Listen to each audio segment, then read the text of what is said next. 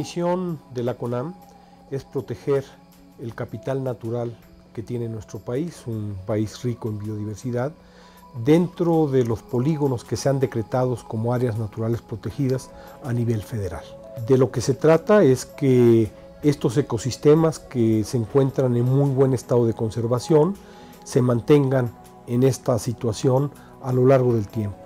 Y por ello se requieren hacer un conjunto de actividades desde la investigación científica, el monitoreo de los ecosistemas y de las especies, el cuidado del territorio para que no se den cambios de uso del suelo de manera ilegal que estén transformando el territorio, o que haya prácticas ilegales como la cacería furtiva, la tala ilegal, o que estos sitios estén expuestos a la contaminación.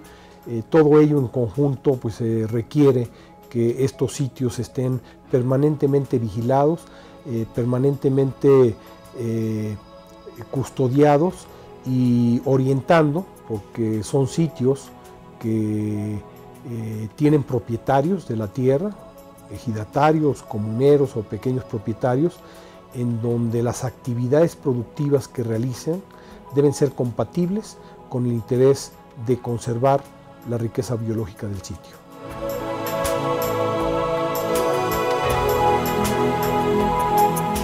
Hay distintas modalidades de áreas naturales protegidas y la ley prevé que puedan ser designadas como parques nacionales, como reservas de la biosfera, como áreas de protección de recursos naturales, como áreas de protección de flora y fauna, como santuarios o como monumentos naturales.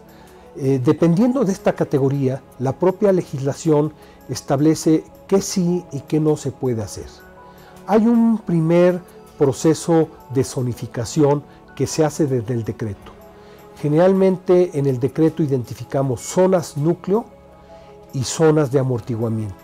Las zonas núcleo son aquellas zonas con mayor riqueza, mayor fragilidad y en donde el conjunto de actividades que se pueden realizar en ellas son más restringidas. Y en la zona de amortiguamiento hay una variedad de actividades, tanto de preservación como de uso, que se pueden realizar en ella. Una vez que tenemos un decreto, cada área natural protegida debe disponer de un programa de manejo. Entonces se hace un estudio técnico para que podamos identificar subzonas y actividades que son compatibles con la conservación.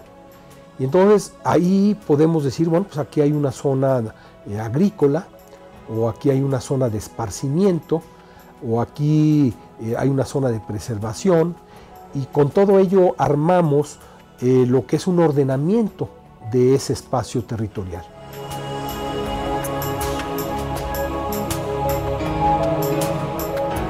El modelo de conservación en México parte del principio de que estamos respetando los derechos que los legítimos propietarios tienen sobre los terrenos.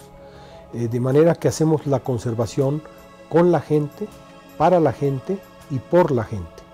Entonces el reto es que junto con las comunidades busquemos aquellas actividades productivas que son compatibles con el estado de protección de la flora, de la fauna, del ecosistema, de sus recursos hídricos, de sus suelos, para que incremente sus ingresos sin que ello implique un agotamiento, una alteración, una destrucción de toda esta riqueza natural de la cual ellos son parte propietarios de los terrenos donde están depositados.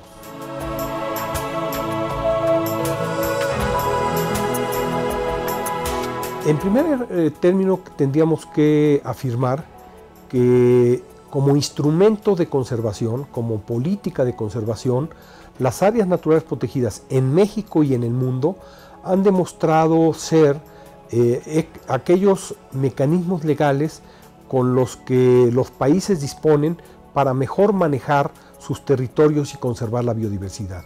Costo efectivo han constituido de manera probada estos mecanismos que mejores resultados ofrecen. Estos territorios requieren de manera indispensable tres componentes para poder mantener su estado de conservación. Y estos componentes tienen que ver con dotarlos de personal calificado, que esté responsables del manejo del sitio, que tenga un componente social muy importante para que este personal esté hablando con las comunidades, tomando acuerdos, haciendo tejido social, generando gobernanza de un sitio. Un sitio donde no hay gobernanza está muy presionado y se puede estar destruyendo día a día los ecosistemas y la riqueza natural que ahí tenemos. Segundo, se requiere disponer de equipamiento para que todos los procesos de monitoreo, de restauración, de conservación, dispongan de los equipos necesarios para recorrer grandes extensiones de territorio. Y tercero, esto requiere de financiamiento. Debiéramos de evitar el que cada uno de estos sitios se conviertan en islas de conservación. Entonces necesitamos conectar estos sitios. Entonces tenemos que hablar de conectividad, de corredores biológicos. Y para ello tenemos que identificar cuáles son esas rutas a través de las cuales podemos tener sitios donde se vinculan un área protegida con otro, un ecosistema con otro, y esto nos lo permite muy bien pues toda la hidrografía riquísima que tiene nuestro país. Los esfuerzos de conservación tienen que rebasar aquellos espacios donde mejor conservados están los ecosistemas, porque las especies pues no necesariamente respetan estas fronteras artificiales que nosotros creamos a partir de un decreto. Y si queremos conservar esas especies, pues tenemos que pensar que esas especies pues tienen muy amplios territorios de distribución. La transversalidad y la sinergia son fundamentales. Y no solamente desde el gobierno. Yo te diría, es obligado que haya comunicación entre distintas dependencias del gobierno federal que inciden sobre los territorios rurales, que las políticas sean consistentes, que la política de producción de alimentos, la política agraria, la política de conservación estén en espacios donde coinciden, alineadas, que no haya contradicciones entre la política. Hay actores muy importantes en el tema de conservación.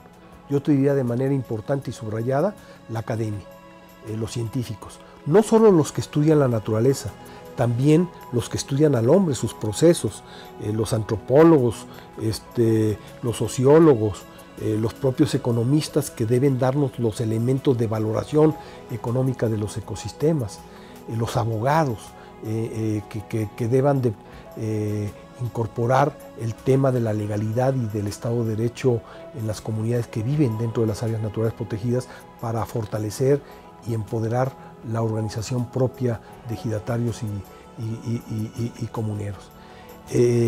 Pero también hay una sociedad cada vez más activa e interesada en el tema ambiental. A lo mejor no son los grandes estudiosos, los que tienen los doctorados en distintas ramas de la ciencia o de las humanidades, pero que es gente interesada. Y todas estas organizaciones de la sociedad civil están aportando de manera importante al tema de la conservación de la biodiversidad dentro de las áreas naturales protegidas. Hay que sumarlos.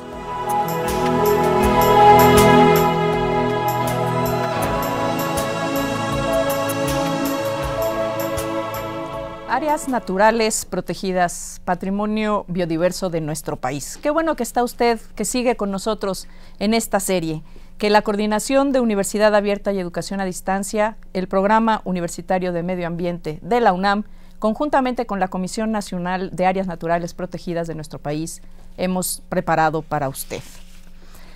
En este capítulo, que lleva por título, el último de esta serie, El Pedregal, un tesoro natural en nuestra ciudad, vamos a platicar con dos personas, una que es la responsable de esta área y otra que ha conducido estudios no necesariamente sobre biodiversidad, pero que tienen que ver con la biodiversidad y con la interacción entre la biodiversidad y la atmósfera, para que usted sepa no solo lo que hacemos y cómo conservamos, sino para qué sirven estas investigaciones y cuál es la utilidad, en este caso, de tener una de las reservas más únicas que existen en el mundo, por dos razones. Una, porque se encuentra dentro de un campus universitario, y dos, porque es una zona que ha quedado prácticamente pues en medio de la zona sur de la Ciudad de México, una de las ciudades o de las zonas metropolitanas más grandes de este planeta.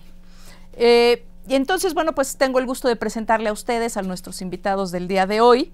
Se encuentran con nosotros la doctora Telma Castro Romero.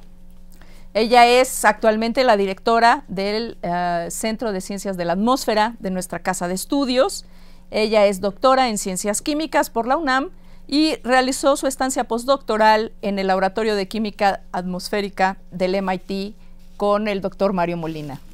Bienvenida, Telma. Gracias. Muchas gracias por estar con nosotros. También nos acompaña hoy en el estudio el doctor Luis Zambrano González. Él es, al igual que la doctora Castro y al igual que su servidora, egresado de la Facultad de Ciencias.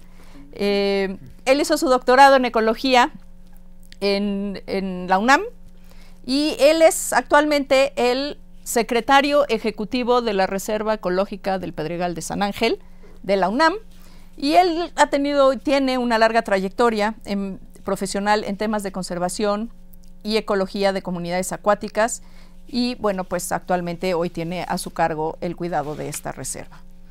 Vamos a hacer un poquito de historia de esta reserva. Le invitamos a que vea y nos acompañe en esta cápsula.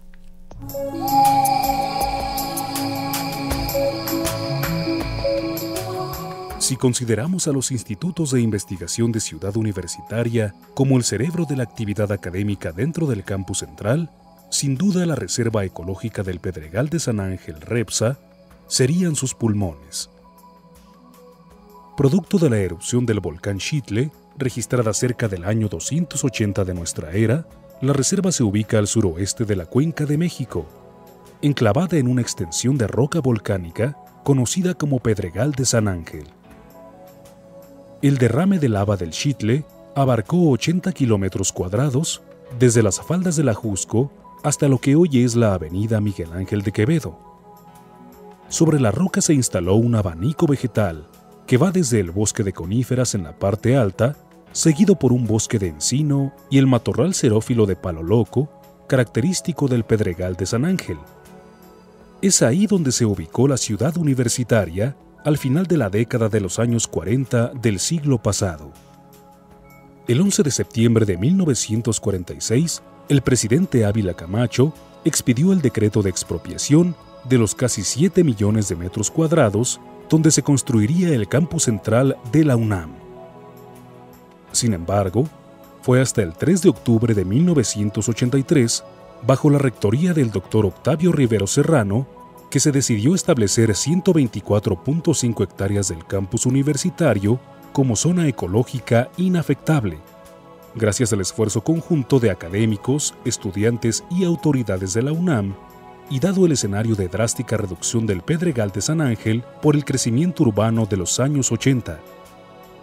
Actualmente cuenta con una superficie protegida a 237.33 hectáreas en 3 zonas núcleo y 13 zonas de amortiguamiento. El lecho de roca basáltica protegido por la REPSA posee un valor biológico, ecológico y geomorfológico, ya que permite recargar los mantos acuíferos, regula la calidad del aire y contribuye a amortiguar los cambios de temperatura en el microclima al sur de la Ciudad de México. Esta zona es fundamental tanto para fines de conservación de la rica biodiversidad que alberga, como para generar investigación y como espacio de docencia. Así, la UNAM es la única universidad en el mundo que posee una reserva ecológica dentro de su propio campus. La reserva significa así un orgullo y al mismo tiempo una enorme responsabilidad para los universitarios que preservan este tesoro natural dentro de la Ciudad de México.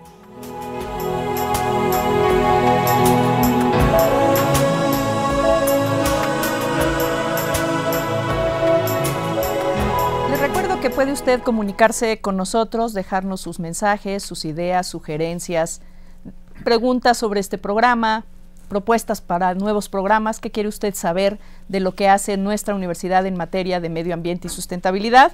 Y para ello, bueno, pues se puede comunicar a nuestros teléfonos que está usted viendo ahora mismo en pantalla, y también lo podemos hacer a través de las redes sociales, en nuestro correo electrónico, en nuestro Twitter, y pues desde luego a las 10 primeras personas que se comuniquen con nosotros, les vamos a obsequiar en esta ocasión un libro que se denomina Parteaguas, la propuesta más agua a la Ciudad de México, un libro editado por el Colegio de Michoacán y el Programa Universitario del Medio Ambiente.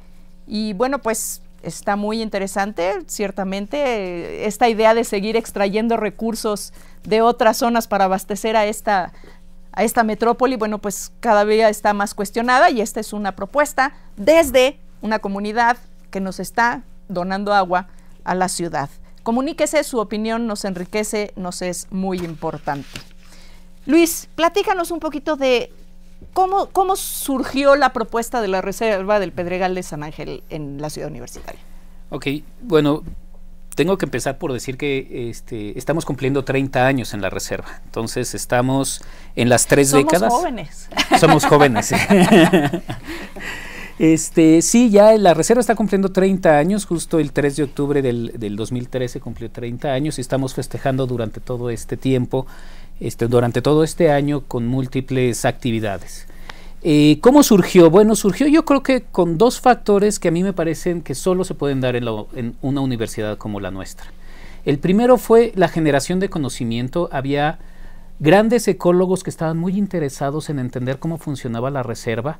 No quiero hablar de nombres porque seguro se me va a olvidar alguno, pero hubo no menos de un equipo de 10 a 15 ecólogos que empezaron a entender la reserva.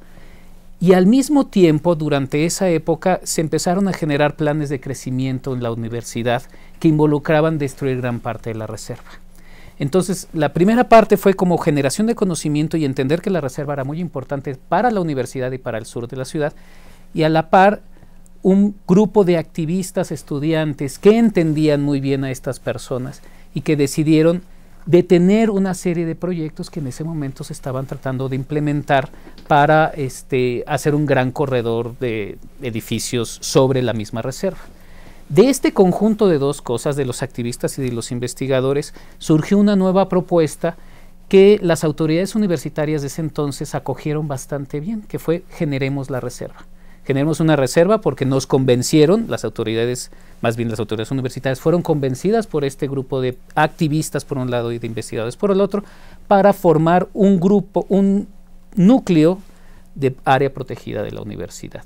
Eso fue hace 30 años y después de esos 30 años empezaron a hacerse ciertas modificaciones, a generar los planos, a ampliarla. Es de las pocas reservas en el planeta, yo creo, que han crecido a partir de su nacimiento, y a generar una infraestructura durante estos 30 años que nos permiten tener la gran reserva que ahora tenemos dentro de Ciudad Universitaria.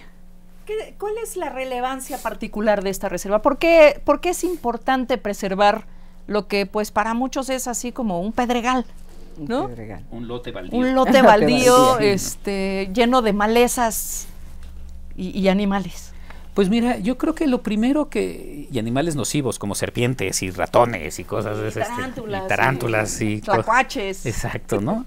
Lo primero que yo creo que vieron los ecólogos y que es uno de los factores más importantes es que este es un ecosistema que están haciendo.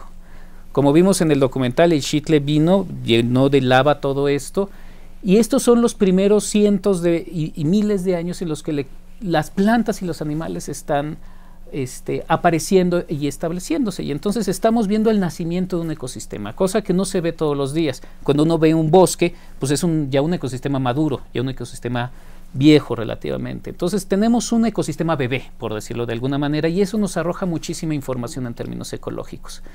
El otro factor que importa mucho pues es la diversidad. Todos estos animales que de alguna manera dijimos de broma que son nocivos, pues en realidad son muy importantes y muy interesantes. O sea, los tlacuaches son unos marsupiales, tenemos pocos marsupiales en el país, los cacos, las víboras de cascabel, teníamos zorra gris en la reserva hasta hace poco, ¿Ya no hay?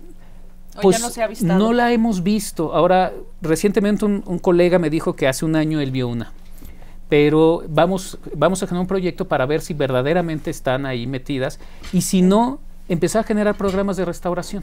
De reintroducción. De reintroducción de zorra gris, por ejemplo, para eso tenemos que solucionar otra serie de problemas, no es nada más aventar zorras grises por ahí, ¿no? No, porque realmente convivimos en una zona conflictiva, luego hay muchos problemas en las zonas de tránsito de vehículos, a veces se lastiman animales, o luego aparecen en los cubículos de los investigadores o en los salones de clase, ¿no? Exactamente, ¿no? Exacto, sí, tenemos muchos problemas y bueno, de los múltiples problemas que tenemos que solucionar es los perros ferales, ¿no? O sea, tenemos metidos perros ferales ahí que afectan a la fauna nativa y entonces, y compiten con la zorra. Entonces, primero tenemos cuando que dices perros ferales, expliquémosle un poquito a nuestro público qué estamos queriendo decir por perro feral. O sea, los perros ferales son perros que en algún momento sus papás eran callejeros, entraron a la reserva, tuvieron hijos y esos hijos ya son bastante más salvajes. Son perros muchísimo más salvajes, no son domesticados. Que nunca han tenido contacto con personas. Que si las tienen es más bien de manera agresiva, como competencia o como amenaza, exactamente, y que están ahí metidos cazando todo el tiempo, consumiendo animales y compitiendo con otros animales. Entonces, pues son fauna introducida, lo que le llamamos fauna introducida y que puede ser nociva. Yo sé que a la gente le gusta mucho los perros y que son muy bonitos, los gatos también, pero hay lugares en los que no deben de estar porque afectan a otras especies que también son muy bonitas, como la zorra y como los cacomistles, que también son... Pájaros. Y los pájaros, exactamente, ¿no? Sí, las lagartijas. Aprovechamos aquí para hacer un comercial y decirle a usted que si le regala perritos a sus hijos en Reyes, en el Día del Niño, en su cumpleaños, y cuando se harte el chico o la chica del perrito, por favor, mejor llévelo a un asilo de perros o a una casa donde reciban perritos, no lo deje suelto aquí en la reserva creyendo que va a vivir muy feliz. La vida aquí es compleja y muy competida. Y sufren también ellos. Por supuesto, por supuesto. Telma, vamos a pasar un poquito ahora a otra dimensión de la reserva. Y esta tiene que ver con qué actividades está realizando el Centro de Ciencias de la Atmósfera en esta reserva. Bueno, hace algún tiempo tenemos el interés de ver qué están haciendo los gases de efecto invernadero en este tipo de ecosistemas, ¿no? Pueden estar afectando tanto pues toda esta parte que está comentando el doctor de toda la biodiversidad, cómo están afectando y nosotros vemos que en la Ciudad de México pues hay emisión de gases, de múltiples gases, ¿no? Los más comunes son los que más la gente conoce, el ozono, el dióxido de carbono, el azufre, ¿no? Y nosotros lo que decidimos es estudiar el CO2, o sea, el dióxido de carbono en la Ciudad de México.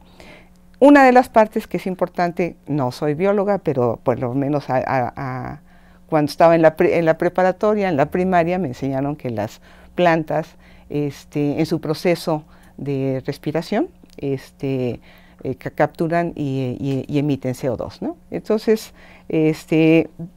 nos adentramos a la reserva como un proyecto piloto, porque queremos eventualmente irnos a grandes bosques para ver esto de los servicios ambientales, para el cuidado de los bosques, etcétera, en términos de cuidar los bosques y que capturan carbono para mitigar el CO2 ambiente, ¿no? Entonces nos fuimos a la reserva y pues estamos con este proyecto piloto que es realmente la tesis de doctorado de Erika León, Sánchez León, y pues ya terminó de hacer todo el experimento y les puedo comentar qué hicimos, ¿no?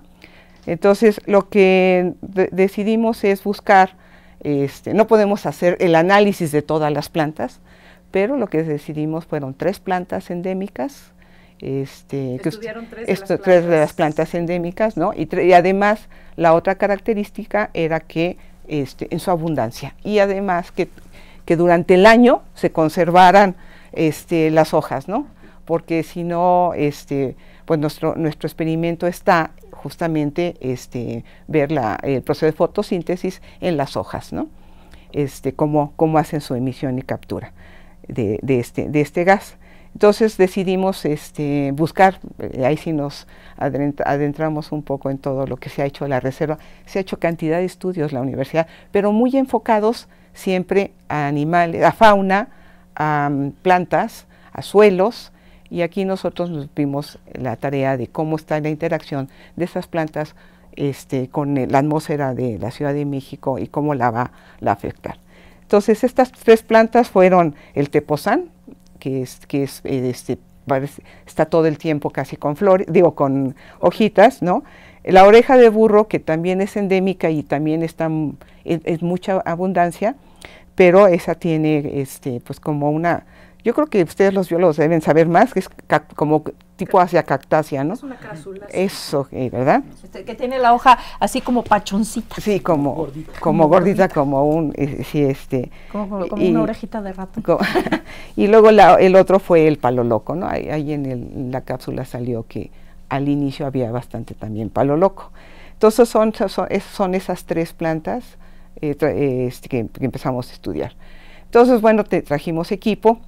La idea es ver cómo funciona todo su proceso a lo largo de un año.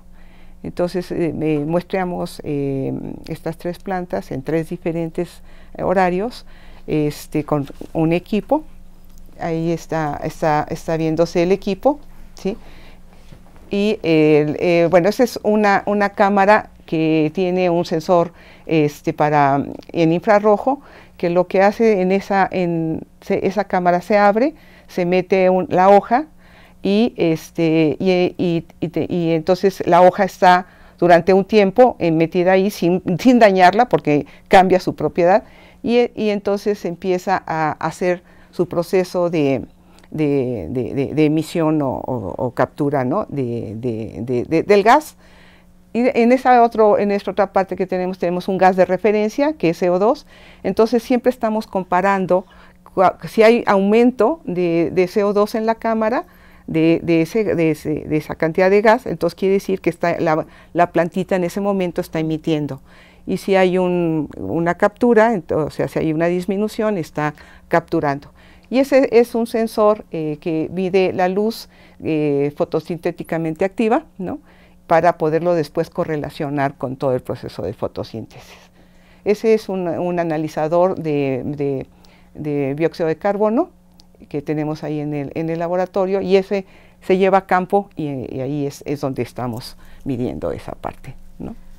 Pues qué interesante, qué divertido, porque luego y a lo largo de este programa de áreas naturales protegidas hemos platicado mucho del suelo, del agua, de la biodiversidad, pero prácticamente no habíamos hablado de la interacción de todos estos elementos con la atmósfera, que es pues el más abundante, ¿no? Pero lo damos como por sentado y se nos olvida de la importancia que tiene esta otra parte, esta otra dimensión del universo, de nuestro planeta para la vida misma, ¿no? Y cómo interactúa la vida con la atmósfera. ¿Por qué es importante esa investigación? Esa importante a nosotros ahorita nos va a dar pauta para un lugar que tenemos más controlado, tenemos más seguridad, tenemos pues para poder iniciar este tipo de estudios después a más grande escala, ¿no? Ahorita para la reserva es importante, yo lo que considero es que como quiera que sea, han estado como empujando y hay cada vez más presión por estar construyendo. Yo lo he visto, aunque dicen que hay toda una coordinación para que ya no se construya en la reserva, etcétera, pues hay cierta presión y yo voy viendo que cada vez van construyendo de a poquitos.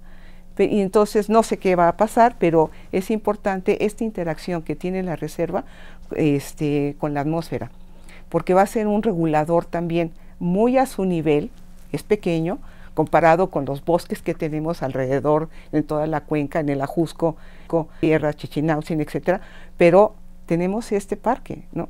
Y también lo debemos de conservar también porque con el resultado de este estudio sí vemos que al menos 2 plantas sí son capturadoras de dióxido de carbono.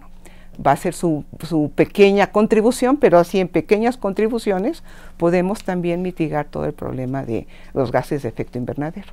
Esa es, digamos, como una relevancia importante para tanto conservar como ayudar a esta ciudad a mitigar los gases de efecto invernadero, ¿no? Pues nos tenemos que ir a una pausa. Esto está muy interesante, desde luego. No se vaya, regresamos en un segundo con usted.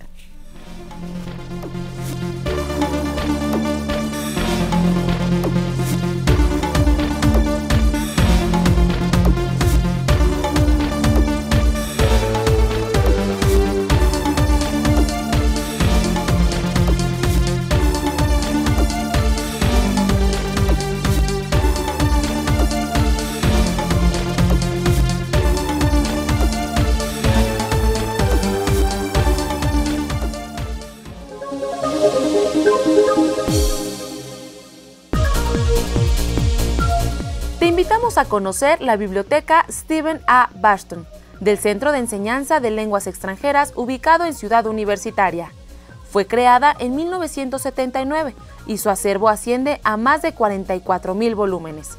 Es una de las bibliotecas más importantes del área de la lingüística aplicada, enseñanza de lenguas y áreas afines a nivel nacional y latinoamericano. Contamos con un acervo de consulta, acervo general, gramáticas, colecciones especiales, publicaciones periódicas, estando suscritos a más de 72 revistas especializadas en lingüística y enseñanza de lenguas. También contamos con una colección de tesis, recursos electrónicos y material audiovisual que apoya la enseñanza de las lenguas extranjeras. El horario de atención es de lunes a viernes de 8:30 de la mañana a 7:30 de la noche.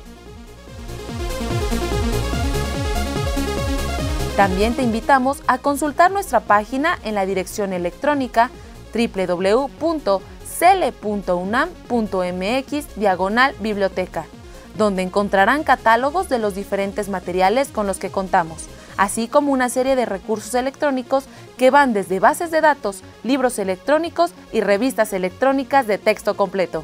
Acércate a conocer nuestras instalaciones, servicios y recursos dispuestos para la comunidad universitaria. ¡Te esperamos!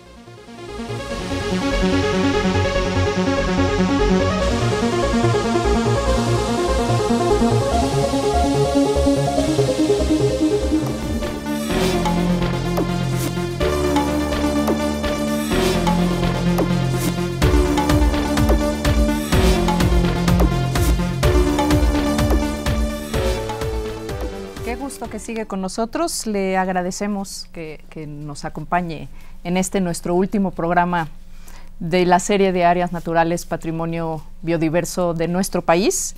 Le recuerdo que puede usted llamarnos, se puede comunicar con nosotros a los números 5622-8718, lo tiene ahora mismo usted en su pantalla. También puede escribirnos en las redes sociales, al correo info@puma.unam.mx o al Twitter, el correo lo tiene ahora usted en su pantalla, o al Twitter @pumaambiente, todo de corridito, UNAM. Déjenos sus ideas, sus opiniones, y si es usted de las primeras personas que se comunica con nosotros, le haremos un obsequio, que es el libro de la propuesta de la comunidad Mazahua a la Ciudad de México, un libro editado por el Colegio de Michoacán y el Programa Universitario de Medio Ambiente. Regresamos con Telma para cerrar esta parte de la investigación en los temas de la reserva y la atmósfera. La atmósfera. Estábamos viendo el tema de las plantas, sí. Y dices que también están midiendo las emisiones en el suelo. En suelo. Sí, porque en el suelo pues también o sea, vemos que hay varios microorganismos, ¿no? Ustedes como biólogos lo saben, y también las plantas que luego se caen, etcétera, también hacen ahí sus procesos, etcétera, y finalmente también el suelo está emitiendo o metano o CO2, ¿no? Entonces hemos medido también eso durante todo este proyecto. Este proyecto lo hicimos en el año 2010. Entonces apenas vamos a sacar los resultados, ¿no? Y están bastante interesantes. ¿La balanza hacia dónde se inclina en términos de servicio ambiental? De servicio ambiental. ¿De captura de CO2? Sí, de captura de CO2. O sea, la reserva sí está... Es un sumidero. Es un sumidero de CO2, sí, más que de emisión, ¿no? En particular la de oreja de burro, esa, pues por su fenomenología, ¿verdad? No es tan importante durante el día, es más en la noche, ¿no? Es interesante también ver esa parte, ¿no?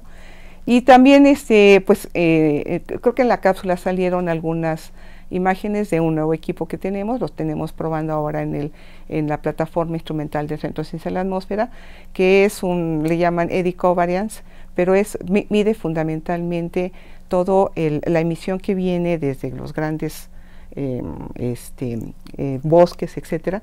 Entonces se pone arriba de los árboles y el equipo se pone hasta arriba de los árboles, y lo que tiene son un sensor para medir CO2, metano, y ahí también se tiene un medidor de viento, un ultrasónico, y lo que nos permite es medir esos gases, pero ya en un área más amplia. En particular, dependiendo la altura donde la pongamos, si lo ponemos a 20 metros, tenemos una emisión de un bosque o de un área de plantas del orden de 2 kilómetros. Pues qué interesante, porque eso permite realmente hacer estudios un poco más, con una visión más macro, ¿no? Sí, así es. Saber qué tan pulmón es el pulmón. ¿Qué tan pulmón es el pulmón? ¿Qué tanto inspira el pulmón? Exactamente. ¿Qué tanto retiene? Vamos a regresar un poquito contigo, Luis. ¿Cuál es más allá del tema de la biodiversidad, del tema de la parte más biogeoquímica del papel que juega esta reserva, cuál es la parte que los universitarios, qué papel están jugando los universitarios en la conservación de esta reserva? Bueno, yo sí creo que jugamos el doble papel de los buenos y los malos, digamos, ¿no? Tenemos de todo en Tenemos casa. de todo, sí. Yo creo que una de las cosas que no nos hemos dado cuenta como universitarios en la parte mala es la joya que tenemos. O sea, la gente de hace 30 años sí se dio cuenta y sí luchó por tener una reserva y nos regaló una reserva a las nuevas generaciones. La gente de hace 30 años éramos tú y yo. Más jovencillos. Ahí andábamos de estudiantes. Sí, pero de estudiantes. Ya estoy echándonos en cara, la edad. ¿no? Descarando, fuera máscaras, pero exacto, pues ahí, ¿no? yo me acuerdo que como yo recién entrando a la facultad me tocó el movimiento en el cual fuimos a parar las máquinas que estaban rellenando los camellones. Claro, luego nos fuimos de vacaciones y regresamos y habían rellenado casi todos los camellones.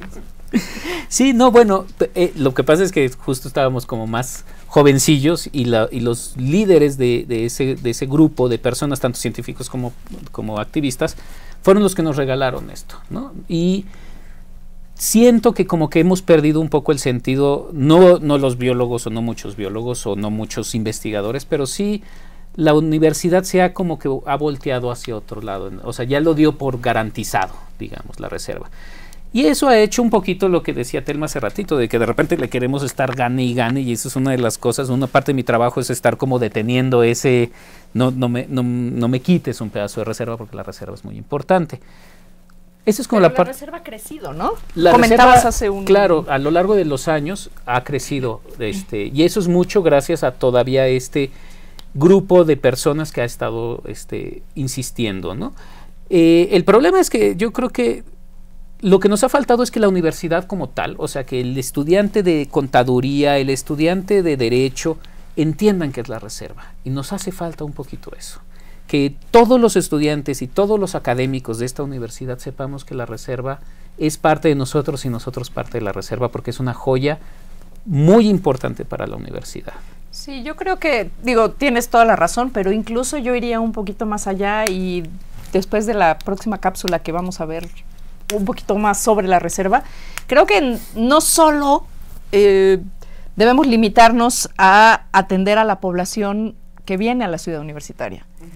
Tendríamos que convencer a todos los universitarios, a los de otras facultades, por ejemplo, Iztacala, Zaragoza, Acatlán, a los chicos y las chicas de las prepas, de los colegios de ciencias y humanidades, y los campis foráneos, que ahora la universidad está recuperando su esencia nacional sí. Expandiéndose hacia otros estados. Y exuniversitarios también. Y exuniversitarios, pero también a la población en general. Por ejemplo, la población de Santo Domingo, que colinda con la reserva. ¿Qué beneficio tiene para esta población? ¿Qué importancia tiene para ellos también la reserva? Vamos a ver esta cápsula que el equipo de la Coordinación de Universidad Abierta, Educación a Distancia y el PUMA prepararon para usted sobre la reserva.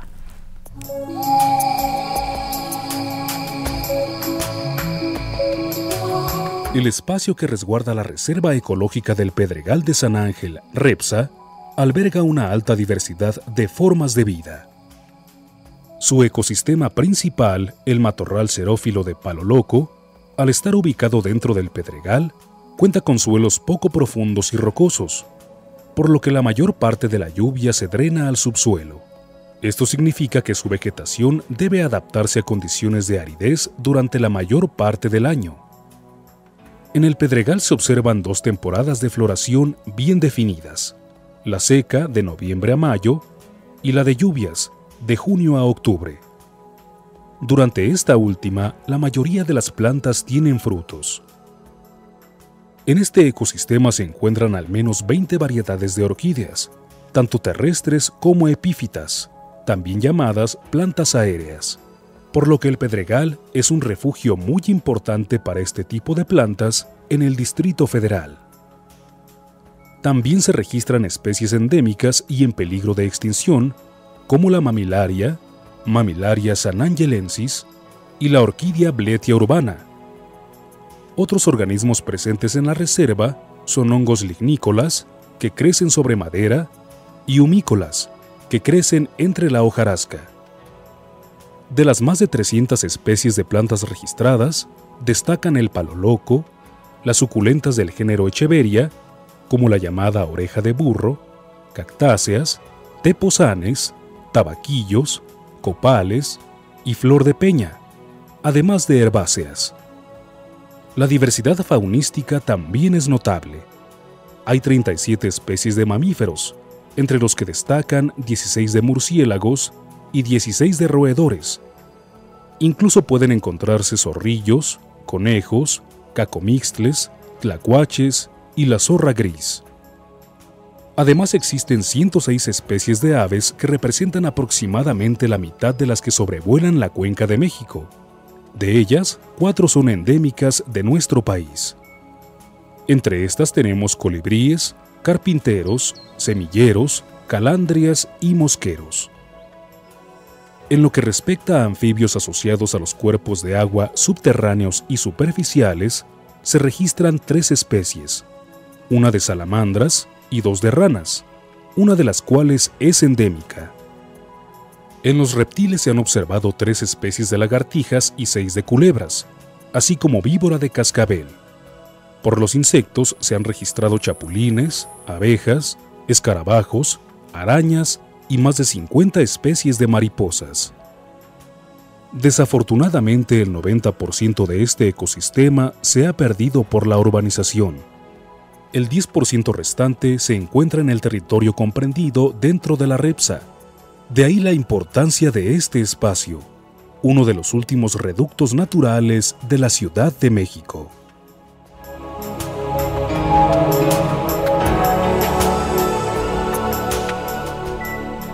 Bueno, pues no es menor, no es una tarea menor de entre las muchas que tiene esta casa de estudios, cuidar este espacio. Es realmente un compromiso no solo con las y los universitarios, sino también con el patrimonio natural de este país. Pudimos tener una pequeña probadita en esta cápsula de la enorme riqueza biológica que tiene este espacio, y a lo largo de este capítulo hemos ido platicando, además de la importancia de la interacción de estos espacios con la atmósfera, que es algo que en esta ciudad siempre nos preocupa, aunque ahora París nos está queriendo ganar el primer lugar de ciudad contaminada. ¿Cuáles son, Luis, los principales retos que a tu juicio tú como secretario ejecutivo de la REPSA te encuentras en? Bueno, yo creo que uno de los retos es la seguridad, y que tiene que ver con muchos factores. Uno, la seguridad de la gente que se mete, por ejemplo, en época de secas, que estamos empezando la época de secas, y que se provocan incendios. Hay no menos de unos 2 o 3 incendios al año en la reserva, y todos son provocados. Acabamos de tener uno justamente hace media semana, ¿no? Y fue provocado, o sea, las cámaras demuestran que de repente empezó a salir humo y salieron disparadas unas personas de la zona donde estaba ¿Y lo hacen por maldad o lo hacen por accidente? Pues yo creo que el 90% ha de ser las dos, pero fundamentalmente es accidente. La gente cree que, pues esto que estábamos platicando hace rato, que es un terreno baldío, que pues ahí no pasa nada, y que pues llegan con sus botellas o con algún tipo de espejo, y pues eso aumenta el calor en un momento en que el pedregal pues es muy caliente. En época de secas el pedregal es muy caliente, la roca eleva mucho la temperatura, las plantas están secas, y una chispita, un cigarro, un vidrio un poco fuerte, pues levanta la llamarada, y la llamarada con estos vientos, porque también estamos en época de vientos, con estos vientos pues se corre muchísimo el fuego. Esa es una. Otra pues es esta como constante acoso de la ciudad, incluso de los universitarios, pero fundamentalmente la ciudad, de la destrucción de nuestras reservas, ¿no? Estamos trepándonos al gran bosque de agua, que este bosque que es pues todo el cerro del Ajusco, del Chichinautzin, y pues la reserva se está quedando aislada de alguna manera, y eso también le afecta a la misma reserva. Así como decían ustedes que la reserva tiene interacción con la atmósfera, pues también tiene interacción con las otras áreas naturales protegidas que tenemos en la Ciudad de México. Y entre más la iremos, más problemas tienen estos animales y estas plantas, ¿no? Una de las investigaciones que hemos encontrado, por ejemplo, es que las pequeñas islitas que hay, incluso en Periférico e Insurgentes, son puentes de dispersión tanto de plantas como animales. Entonces, si seguimos poniendo casas encima, las vamos a cortar todo este sistema de comunicación, ¿no? Pues sí, ¿no? Realmente se van quedando como islas. Aisladas. Sí, totalmente. Y bueno, pues eso no ayuda para nada a la diversidad biológica de estos espacios. Exactamente, ni a sus servicios ecosistémicos, ni la captura de carbono, etcétera, ¿no? ¿Cuáles serían las estrategias? ¿Qué tienes pensado ahora? Hay que comentar que el doctor Zambrano acaba... ¿Cuánto tiempo tienes de...? 3-4 meses. Es nuevito en el puesto.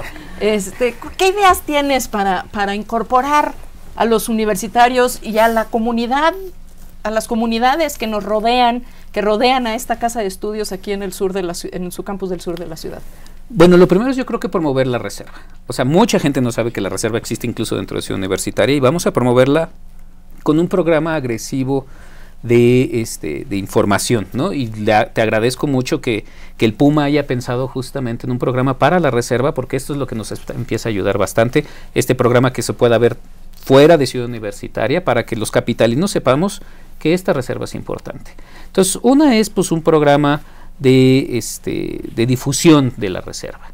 El otro es un programa de investigación. La investigación es muy importante en dos sentidos. Una es la investigación genera y ayuda a generar conocimiento tanto básico como aplicado, como el que están haciendo en Ciencias de la Atmósfera ustedes, ¿no? O sea, nos parece fundamental ese tipo de información, no solo por las preguntas de investigación natas que tenemos como científicos, sino también que mucho de eso nos puede ayudar a manejar la reserva, a protegerla mejor. O sea, la información de Tania nos va a ayudar muchísimo a defenderla de, oye, este es un sumidero de carbono, ¿no? Y entonces, como tal, nos protege a la ciudad del cambio climático de alguna manera, ¿no? O sea, nos ayuda a reducir los efectos. Son espacios de amortiguamiento. Exactamente, aunque sea ¿no? pequeño, pero es una contribución, como dicen por ahí, con un granito de arena vale la pena intentarlo, ¿no? Exactamente. Y además de granitos de arena se hace la playa. Sí, exactamente. Así es, ¿no? Entonces, el segundo es esa investigación que la estamos dividiendo en dos, como lo que le llamamos, la que podríamos llamar la básica, de investigadores que piensan que necesitan resolver problemas como muy teóricos de evolución, por ejemplo, de selección natural, y otra que es eso añadido a cómo hacemos para resolver el problema de la falta de la zorra gris, por ejemplo, cómo le hacemos para reintroducirla, ¿no? Y cómo le hacemos para conservar, exactamente, ¿no? Reintroducción de especies. Tenemos un laboratorio maravilloso. Exacto, ¿no? ¿Cómo convencemos al resto de los universitarios y a las personas que no están en la universidad de que no es como tú decías hace un momento, baldío? Muchas veces la gente pasa por Insurgentes y dice, ¿por qué la universidad tiene eso así? Sí, todo que no le ponen jardín. Así es, hay gente que me ha preguntado, oye, ¿por qué tienen así eso? Por eso se les quema, ¿no? Y por eso se les mete gente. Exacto. ¿No? Sí, o sea, y esa es una pieza fundamental, saber que ese es nuestro ecosistema en la Ciudad de México. Es impresionante, pero no sabemos que ese es el ecosistema del sur de la Ciudad de México. Creemos que son pinos y que son... O los humedales. Exactamente. ¿no? Estamos entre Xochimilco y el Pedregal, ¿no? Sí, y se nos olvida que ahí en medio está el Pedregal, efectivamente, y que tiene un inmenso valor biológico y un inmenso valor en términos de servicios ambientales. Bueno, lo biológico también es un servicio ambiental, claro. Exacto. Pero toda esta otra dimensión de los suelos, de la atmósfera y de la biodiversidad que ocupa este territorio. ¿Cómo estás pensando llevar esta reserva a los salones de los estudiantes de esta universidad? Bueno, uno de los programas que tenemos es empezar a reclutar muchos voluntarios, ¿no? O sea, la universidad tiene una gran cantidad de estudiantes y, por ejemplo, en programas que incluso no son directamente nuestros, así es que programas que ustedes tengan que están invitadas a que nosotros consigamos voluntarios. Por ejemplo, uno de los programas que vamos a involucrarnos muchísimo ahora es el Día del Jardín Botánico, el Día Nacional de los Jardines Botánicos, que se hace en el Jardín Botánico que está pegado a la reserva, claro, con el doctor Javier Caballero. Vamos a invitar a un grupo muy grande de estudiantes del CCH Sur que trabajan, que están allá al lado. Exactamente. En una zona, colindan. Del otro lado, justamente, para que nos ayuden como voluntarios a entender qué es la reserva, para atraer a la gente que viene al Jardín Botánico a que entienda un poquito qué es la reserva. Y así de paso los convencemos de estudiar biología.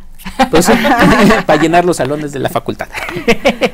Ese es uno de los factores que queremos hacer. Otro de los factores, vamos a ir a literalmente salonear para recuperar voluntarios que vayan con nosotros a hacer proyectos de restauración que muchas veces son muy bonitos, porque cuando uno está del otro lado de CEU y del otro lado está la reserva, pues uno no ve los cacomistles y no ve los tlacuaches y no ve nada y dice, ay, ese es un terreno baldío. Pero cuando uno empieza a deshiervar, por ejemplo, porque está el pasto quicuyo invadiéndonos y empiezan a ayudarnos a deshiervar, de repente aparece un caco y la gente se emociona mucho, porque rara vez una víbora de cascabel. Pues bueno, pero también se emociona uno.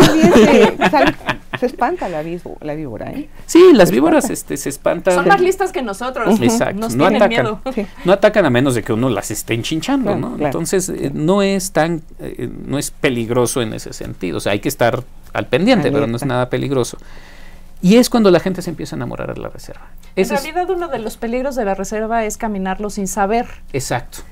Y si no tienes los zapatos adecuados, porque resbalarse o atorar el pie en una grieta es muy fácil. Exacto. Lastimarse es más fácil. Oye, una pregunta, ¿todavía se están haciendo proyectos como en la época en la que nosotros éramos estudiantes, hace apenas un par de años? 3 meses, 4. ¿Que se hacían los proyectos de los alumnos en la reserva? ¿Muchos de los proyectos de alumnos en la reserva? Pues mira, ahora una de las cosas que estábamos discutiendo con la doctora Rosaura Ruiz justamente es reechar a andar proyectos y talleres que quieran hacer dentro de la reserva. Yo creo que en la facultad. Porque por eso estábamos enamorados de la reserva, claro, porque era nuestro laboratorio natural. Viviente. Sí, claro. Y la gente como que ha volteado, salvo unos cuantos investigadores que siguen insistiendo en trabajar en las reservas, lo cual es maravilloso, pero sí como que de repente hubo un voltear a otros ecosistemas que pueden verse más de caché, porque como uno como biólogo siempre quiere irse al fin del mundo, a la selva malaya a tratar de trabajar ahí, ¿no? Y como que regresar un poco a hacer pequeños proyectos o grandes proyectos articulados en la reserva. Ya lo empezamos a platicar con la gente de la Facultad de Ciencias para atraer a los de la facultad. Pero los de la facultad es como venderle chiles a la señora Herdes, yo digo, ¿no? Como predicar entre los convencidos. Exactamente. ¿No? Ahora sí por los conversos. Exacto. Yo creo que hay que ir por los abogados, y hay que ir por los médicos y por los odontólogos. Hay que ir por todos estos estudiantes que están alejados de la reserva, no solo físicamente, porque las facultades están como relativamente lejos, sino también mentalmente, ¿no? Es decir, esta es tu reserva, esto es parte de CEU, así como lo es la torre de rectoría, el estadio, y la torre 2 de humanidades, ¿no? Esto es tuyo y tienes que cuidarlo, es tu responsabilidad cuidarlo. Sí, ¿no? Realmente transmitir esta idea de pertenencia, ¿no? De identidad con el espacio como parte de tu patrimonio como universitario, pero también como mexicano o como mexicana, claro, ¿no? O sea, porque realmente la reserva la cuida la UNAM, pero no es propiedad exclusiva en términos de patrimonio claro. de la humanidad, de la universidad, sino que estos patrimonios biológicos, aunque tengan dueño, pues son patrimonios de la humanidad, porque ahí, como hemos estado viendo a lo largo de toda esta charla, pues se dan procesos biológicos, atmosféricos, de químicos, suelo, sí, ¿no? En los cuales, pues, depende al final del día, esto en pequeña escala, pero si esto lo replicamos a nivel de planeta, pues de ahí depende toda la vida en el planeta. Exacto. Yo lo que creo es que podría esta idea que tienes de voluntarios, a lo mejor pues empezar con todas las facultades, prepas, etcétera, a estos voluntarios, hacerles ver la necesidad clara de que todo esto es una forma de verla y cuidar al planeta en forma integral. Y esa parte, cuando entiendan que lo que hace la reserva, sí, hacia el beneficio hacia la ciudad, yo creo que la vamos a empezar a cuidar, ¿no? Porque la verdad es que nada más vemos a la reserva como un campo que ahí está, quizás para pasear a ver algunas veces, o a veces nada más para verla por miedo, por entrar, que ahí quién sabe que haya, pero si la vemos con el servicio que nos da la reserva, desde todos los puntos de vista, tanto de biodiversidad como de captura de agua, como captura de carbono, etcétera, eso los universitarios acaban por amarlo, ¿eh? Sí, y no hablamos de la captura de agua, efectivamente, pero es importantísima para la captura de agua de esta ciudad, que le hace falta. Queda pendiente para otro programa el tema de la captura de agua, ciertamente, en esta zona. Esta es una zona de recarga natural, maravillosa, y bueno, pues todo dura hasta que se acaba. Le agradecemos muchísimo que nos haya acompañado a lo largo de esta serie. Realmente el equipo de la Coordinación de Universidad Abierta y Educación a Distancia, junto con el equipo del Programa Universitario de Medio Ambiente, trabajaron y también se divirtieron en las áreas naturales protegidas de nuestro país, tuvieron la oportunidad de conocer de propia mano y llevarle a usted esta información. Pues nada, no me queda más que despedirme de ustedes. Hasta la próxima. Muchas gracias por habernos acompañado.